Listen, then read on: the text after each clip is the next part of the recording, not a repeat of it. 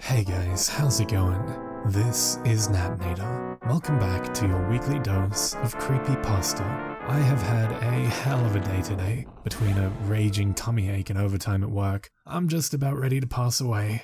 But I'll hold on that until after I get this story out. So before we do that, I want to thank the members of the Coven over on Patreon. Shoutouts as always to the Disciples, Backwards D-Dog, Vera Ohio, Teddy Dog, Patrick White, Bubbly Panda, and D-Master311. Thank you guys so much. I really do appreciate you all, and I hope your November has been a fantastic one. Now, as always, turn out the lights, get comfortable, and let the story begin.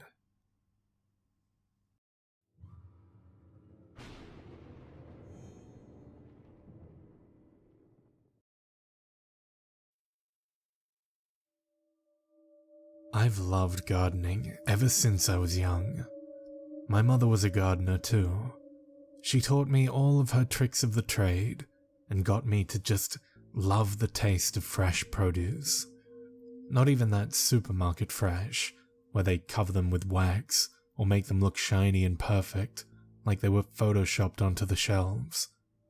To me, there's nothing more satisfying than plucking something off of the plant, fresh and still smelling of the garden, running it under some water, and taking a big bite out of it.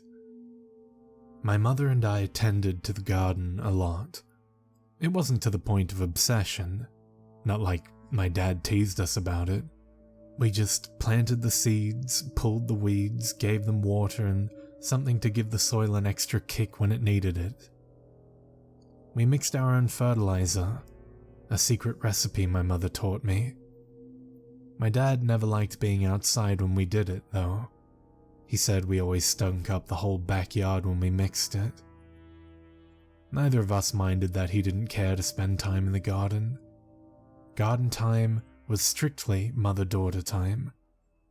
Besides, for all his complaining, my dad did always love the stuff we grew. I don't think I've seen a man eat so much salad at dinner. It was a happy time. Of course, it's not like that anymore. My dad died in a car accident about 5 years back, and my mother, after a long and hard-fought battle, finally succumbed to lung cancer about 3 years ago. She ate healthier than any person I've ever known, but she always did like a smoke. I grieved, of course, but I moved on. I own my childhood home now, and the garden with it, of course.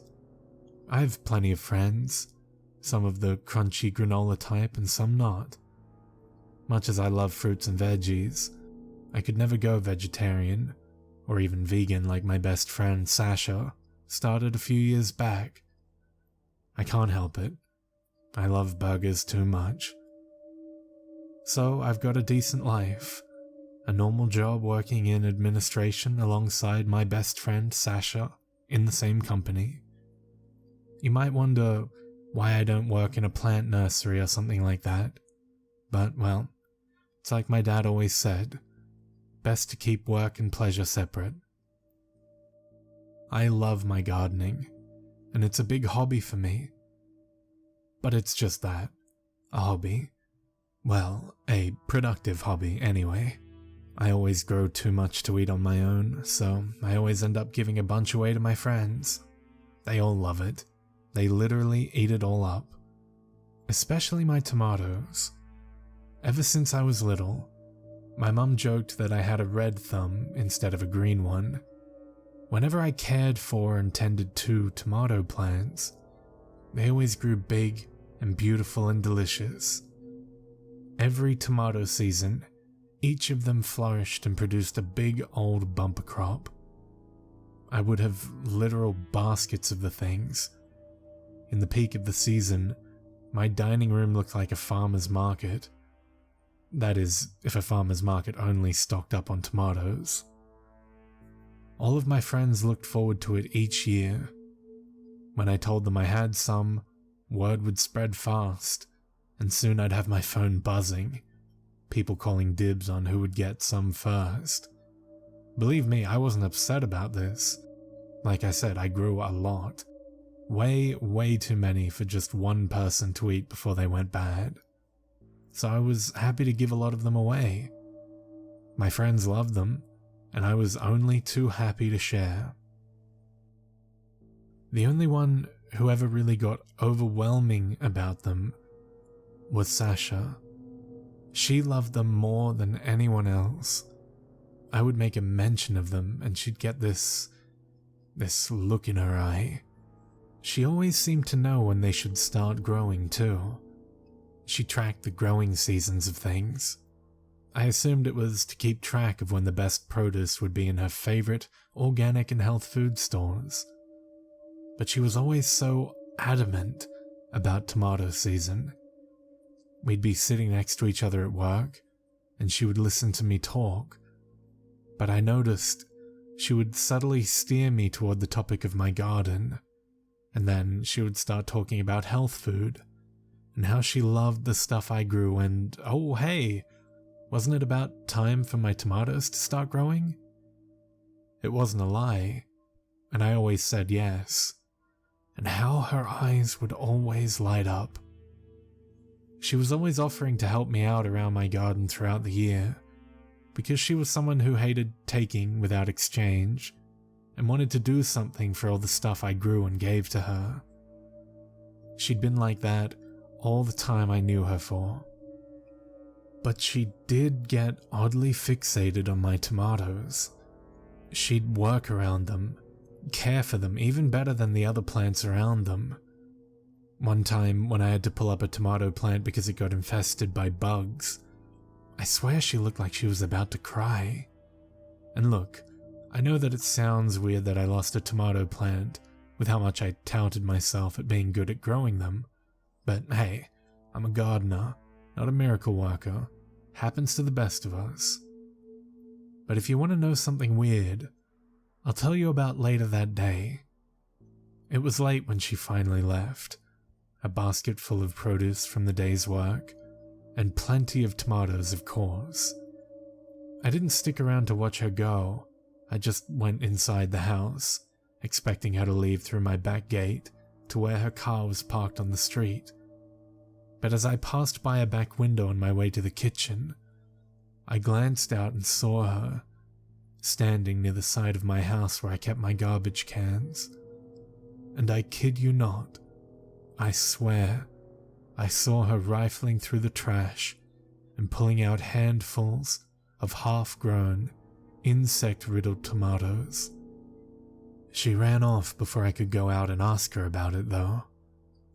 Which brings me to the big incident, where I finally realized that Sasha's love for my tomatoes went far more than an innocent craving.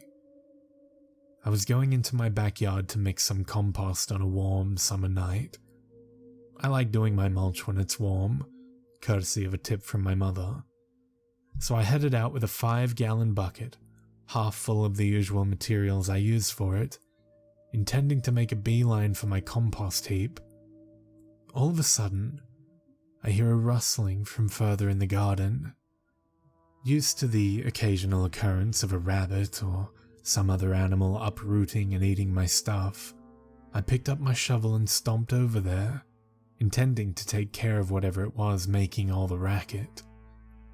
What I did not expect to find was Sasha, knees pressed into the dirt, half covered in mud, and holding a tomato in each hand, with what looked like a third one stuffed in her mouth. In shock, I asked her what the hell she was doing in my backyard, stealing from my tomatoes. I know I give a lot of stuff away, but she was still taking my stuff without my permission, and given we'd been best friends for so long, it kind of hurt to think she would be stealing from me. She swallowed hard, and I almost winced with the sound of it, and the size of the lump that went down her throat. In such a small, strange voice, she said she'd been hungry, but she'd run out of tomatoes. They filled her stomach so well, and she'd just had to have some. Well, seeing as she was my best friend, and I didn't want to ruin that over some tomatoes, I sighed and lowered my shovel, telling her to just put down the tomatoes she held and that she could come back tomorrow and have some if she helped me out again. Her eyes went oddly blank, and she stared at me too long for me to be comfortable. She did stand up, but unsteady, almost wobbly. And then she bolted at me, and in the gleam of the summer moon, I saw her brandishing a small hand rake I use for gardening. She had this weird, crazed look in her eye, and her teeth were bared, stained with juice and seeds, but otherwise glinting in the moonlight with what had to have been thousands of dollars of her expensive dental and orthodontics work on her perfect teeth. I shattered those teeth when I swung the shovel in her face. Bits of white flew out of her mouth as she was too shocked to even cry out in pain. By the time she was on the ground, I already had the shovel up over my head and swung it down onto her exposed neck. With a gurgle and a sputter, that was it. I stepped on the hand with my hand rake until she let go and waited as the life left her shocked, crazed eyes while she bled out profusely onto my grass. When I was sure she was finally dead, I grabbed her by the wrist and dragged her to the compost pile. I could hose off the plants later. Besides, the extra moisture from her blood would be good for them in this heat. After dropping her into the compost heap and grabbing my axe, I went about cutting her into pieces, careful to do so in a way that would leave her in smaller pieces no bigger than my palm. I don't think she would have been so keen on my tomatoes if she knew that animals were, in fact, harmed in their growth, as she proclaimed her vegan lifestyle was meant to be about. All the dismembered raccoons and rabbits and squirrels and the like most definitely were killed when I mixed them into the mulch. I finished up quickly and set about mixing Sasha into the mulch. There would be leftovers, but I could hide the rest of her under the compost until then. Waste not, right? It's a funny thing. I've tried this method on other plants before, but the only ones it seems that this method of fertilizing gives so much more flavor are the tomatoes. As I'd discovered in multiple experiments since I was a child, when I'd decided to bury a dead bird I'd found in with the tomato seeds without telling my mother. Those were some of the best tomatoes we'd ever grown, and one of the things I always loved being praised for. I hope Sasha would be happy, I think, as I carefully fold the mix of compost, raccoon flesh, and what looks to be part of Sasha's ear into the dirt around the first tomato plant. She's always loved these tomatoes, repeating over and over how she'd die to know how mine got to tasting this good.